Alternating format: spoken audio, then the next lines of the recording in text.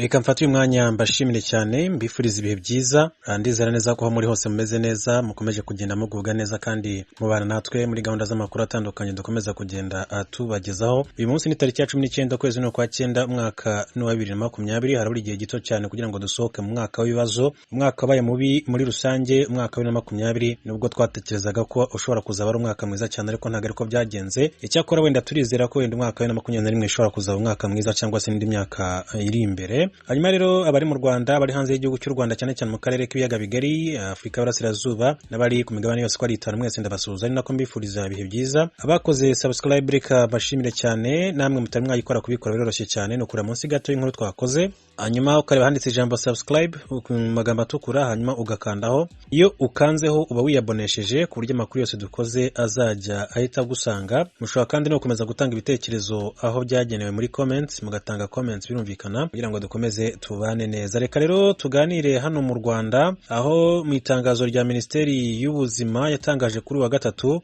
yavuze ko abantu 2 bishwe na COVID-19 bituma umubare w'abamaze guhitanwa n'iki cyorezo mu Rwanda ugera kuri 25. Iri tangazo rero rya Minisante rikaba rivuga ko abitabye Imana ari abo mu mujyi wa Kigali, rikomeza rigira riti twihanganishije imiryango y'Abanyarwanda 2 b'imyaka 80 na 29 bitabye Imana i Kigali. Ni ku nshuro ya kabiri rero mu Rwanda hapfuye abantu 2 bazize coronavirus umunsi umwe, byaherukaga ku itariki 24 Kanama 2020. Kuri wa gatanu kandi rero abantu bagera kuri 18 basanzwemo icyorezo cya COVID-19 giterwa n'agakoko ka coronavirus mu bipimo 1549 byafashwe, bituma rero umubare wamaze kwandura uba 4671. Mu gihe rero 28 aribo bayikize, abamaze rero gukira baba 2845. Abarwayi bashya rero bagaragaye muri Kigali, ahakuwe 9 bapimwe rero mu bibasiwe kurusha ahandi. Magabe ni 4, Rubavu ni 4, mu gihe Bugesera hakuwe 1. Abarwayi 1801 rero nibo bakiri kwitabwaho kwa muganga, barimo n'abataragaragaza ibimenyetso bikomeye cyane bakurikiranirwa mu ngo zabo. Kuva rero umurwayi wa mbere wa COVID-19 agaragaye mu Rwanda ku itariki ya 14 Werurwe 2020 akaba amaze gufatwa ibipimo bigera ku 471,767. Nubwo serivisi nyinshi zikomeje rero gufungurwa, Abanyarwanda barasabwa kutirara ngo bumve ko icyorezo cyarangiye. Baragirwa inama kandi yo gukomeza kubahiriza amabwiriza yarashyizweho, bibuka kwambara agapfukamunwa buri gihe bavuye mu ngo, bakaraba intoki kenshi, birinda amakoraniro n'ibindi bintu byose bishobora guhuriza hamwe abantu benshi, ndetse kandi by'umwihariko uwiyumvamo ibimenyetso by'iki cyorezo birimo inkorora, guhumeka nabi, gucika intege n'ibindi agahamagara umurongo utishyurwa 114 kugira ngo ahabwe ubufasha n'abaganga. Muri aba barwayi 2 bahitanwe n'icyorezo cya COVID-19 akaba arimo n'uw'imyaka 29. Mu by'ukuri rero iki cyorezo kikaba rero kitarobanura ku myaka, nubwo kibasira abafite imyaka y'izabukuru cyangwa abafite imyaka yisumbuye hejuru gatoya. Ntibivuze ko rero n'abakiri bato cyangwa se urubyiruko idashobora rero kuba yabahitana cyangwa se kuba yabibasira. Akaba rero ari ngombwa ko dukomeza ingamba zo kwirinda iki cyorezo cya COVID-19 muri rusange kugira ngo tubashe kuramira ubuzima bwacu. Reka rero tukomeze ku yandi makuru hano mu gihugu cy'u Rwanda n'ubundi, aho abadepite bagaragaje impungenge ku bihombo bishamikiye kuri Positivo BGH. Abadepite rero bagize komisiyo y'inteko ishinga amategeko ishinzwe gukurikirana ikoreshwa ry'umutungo n'imari by'igihugu PAC bagaragaje ko hari ibihombo rero leta imaze kugira bifitanye isano n'uruganda rwa Positivo ndetse ko bishobora kwiyongera. Basaba rero inzego bireba rero kubikurikirana. Kuri wa gatanu nibwo PAC yakiriye abayobozi b'ikigo cy'igihugu gishinzwe ikoranabuhanga RISA ngo basobanurire ku makosa yagaragajwe n'umugenzuzi mukuru w'imari ya leta muri raporo y'umwaka 2018-2019. Muri iyo raporo umugenzuzi mukuru w'imari ya leta haraho rero yagaragaje ko mudasobwa 7246 ngo zatanzwe n'uruganda rwa Positivo BGH ngo zangirikiye mu bubiko. Kugira ngo rero zongere gukora bisaba ko ikigo cy'igihugu cy'uburezi REB kigenda kizisana gahoro gahoro ngo zibashe rero kwifashishwa mu mashuri azwi nka smart classrooms. Depite Bakundufite Christine yavuze ko mu igenzura byagaragaye ko hari amasezerano guverinoma y'u Rwanda yagiranye n'ikigo Africa Smart Investment Distributions ajyanye na mudasobwa 19,483 za Positivo zagombaga gutangwa hirya no hino mu gihugu mu mashuri zifite agaciro ka miliyari 3,651,000. Gusa mu igenzura ryaje rero gukorwa muri 2018 ngo basanze hari imashini zirenga 7,246 zifite agaciro ka miliyari 1 na miliyoni 156 zapfuye zitarakoreshwa. Uko byagenze rero ngo bihinduke igihombo kuri leta. Umuyobozi mukuru wa Risa Innocent Muhizi yasobanuye ko uruganda rwa Positive BH ngo rumaze kujyaho ngo rwakoraga mudasobwa leta ikishyura ikazikwirakwiza mu mashuri ndetse mu bigo bya leta. Ngo haje rero gutekerezwa buryo ba rwiyemezamirimo rero bagira uruhare mu kuzikwirakwiza kugira ngo rero zigere ku banyarwanda benshi, ari nabwo uburyo iki kigo rero ngo cyatangiyemo. Mbere yo gukwirakwiza rero izo mashini mu mashuri, ikigo ngo yafashe rero ngo inguzanyo muri BRD, nayo iyisaba ingwate, ihabwa rero ububiko bwarimo rero mudasobwa 19,000 ari nazo zaje kuvukamo ibihombo. Muhizi yagize ati byari mu rwego rwo kwifata bakazicuruza ku buryo rero harimo na gahunda yo kugira ngo bazagere aho batangira no kuzijyana hanze y'igihugu, ariko hagiye rero habamo ibibazo byinshi cyane. Ati cyambere cyari kijyanye n'umwimerere wa mudasobwa ku buryo rero zagiye zitangira kugira ibibazo, bigatuma noneho abantu batazigura cyangwa se n'abazifashe kuzishyura bitoroha. Icya kabiri ngo haje indi gahunda ya leta ibangikanye niyo nayo yatanze izindi mudasobwa mu mashuri, kandi mu by'ukuri na ACID ngo ariho rero yacuruzaga hirya no hino, bityo bitera ikibazo kuri ACID kugira ngo rishobore gukomeza muri izo gahunda.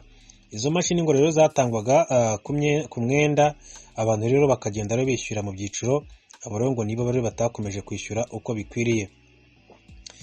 Bwana Muhizi akaba yavuze ko rero ngo yari yarasinyanye amasezerano na leta mbere yo gutanga mudasobwa irangije inaka inguzanyo muri BRD ya leta, ndetse no mu mpamvu ngo zadindije icyo kigo leta irimo, kuko yatangije gahunda yo gutanga mudasobwa ibangikanye n'iyari yakiwe inguzanyo. Yagize ati bivuga ngo uwo mwenda nubwo icyo kigo cyawufashe leta yarawufashe, nanone yishyura amafaranga yagombaga rero kwishyura Positive.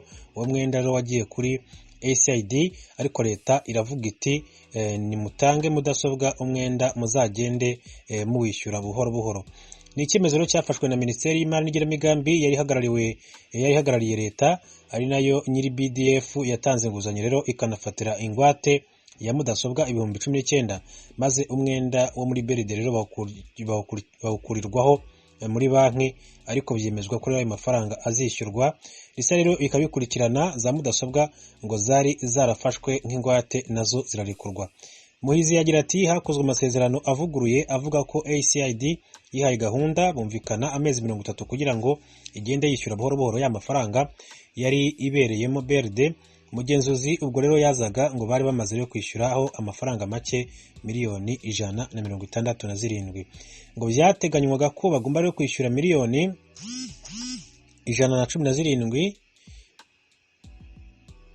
117 buri kwezi uhereye muri Mutarama 2018 bikarangirana na Kamena 2020, amafaranga yose yarangiye uko yari miliyari zigera kuri 3,600,000. Nyamara nyuma y'amezi 18 ngo no kuvuga ko kugeza muri Kamena 2019 ari amaze kwishyurwa miliyoni 137 zingana n'8%, aho kuba miliyari 2 na miliyoni 100 zagombaga kuba rero zimaze kwishyurwa. Bwa bubiko bwa mudasobwa ngo bwaje kurekurwa, ari abagenzuzi rero baza gusangamo rero mudasobwa 12,000 rero zikimeze neza, zihabwa REB izikwirakwiza mu mashuri, hasiga mudasobwa 7,243 basanze zifite ibibazo birimo batiri zarapfuye. Muhizi rero akaba yakomeje agira ati izo nazo zagiye zisanwa, ubu ngubu 1,728 zarakozwe zitangwa mu mashuri. Byumvikane ko rero zigenda zisanwa uko habonetse amafaranga yo kuzikoresha. 1,024 zitegereje ko zibona amabatiri yatumijwe kugira ngo rero nazo zitangwe mu mashuri. Hanyuma rero izindi 2,028 zo zitazakora, ni nko gufata imwe ugafata ibice byayo ugakoresha indi. Depite Jean d'Arc Uwimana Impaye akaba yarabaje Risa uruhare REB yaba yaragize mu gutuma izo mudasobwa zipfa, ku buryo ariyo yashyizweho rero ikiguzi cyo kuzikoresha ngo izishyure. Muhizi yasobanura ko ari uko byabaye inshingano ya leta. Yakomeje agira ati ikibazo cyabaye ni uko amasezerano leta yagiranye na rwiyemezamirimo ariyo ataragenze neza, kandi mu by'ukuri wajya kureba ugasanga harimo gahunda bari bahawe yo gukwirakwiza mudasobwa, noneho leta nayo hari izindi irimo gukwirakwiza amashuri. Ibyo ngibyo rero bigatuma rero batabona uko bakwirakwiza nabo mu mashuri. Depite Bakundufite Christine yabajije uburyo bamaranye mudasobwa igihe kirenga umwaka batarazigenzuye kugeza ubwo rero bazirebye bagasanga zitagikora. Ati ntibinakorwe mu gihe cy'umwaka umwe watangwaga na Positivo. Ati iyi miliyari 1,400,000 ni amafaranga menshi cyane. Iyo hatabaho rero uburangare Positivo yari kubaha imashini nzima, aya mafaranga ninde tuyabaza? Akaba rero ariko yakomeje kugenda avuga. Muhizi rero yavuze ko hanini rero ngo ikishe mudasobwa hatari uko bazihawe zipfuye, ahubwo ngo byateye no kumara igihe kinini mu bubiko kuko hapfuye za batiri kandi ngo barazigenzuraga muri rusange. Akaba rero ibyo yakomeje kugenda avuga. Ati igenzura ryarakorwaga ariko ntabwo ryabaga ryimbitse ku buryo bwageza aho rigaragaza ibibazo bibiri tekinike birimo.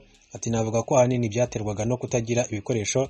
Igenzura twakoraga kwari ugufata imashini tukagenzura ko ikora neza, bakavuga ngo turabona imeze neza, ariko hari ibindi byinshi cyane bijyanye n'imikorere yayo bisaba rero ibikoresho byihariye na laboratwari mu by'ukuri mu Rwanda tudafite.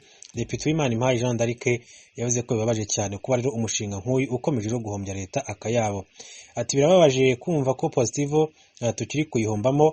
Kuva ku munsi wa mbere Positivo ni igihombo kuri leta, ngira ngo isi irabizi uko byagenze. Ati birababaje ko na n'ubu ubwo turi kubisohokamo tukiri kubihombamo.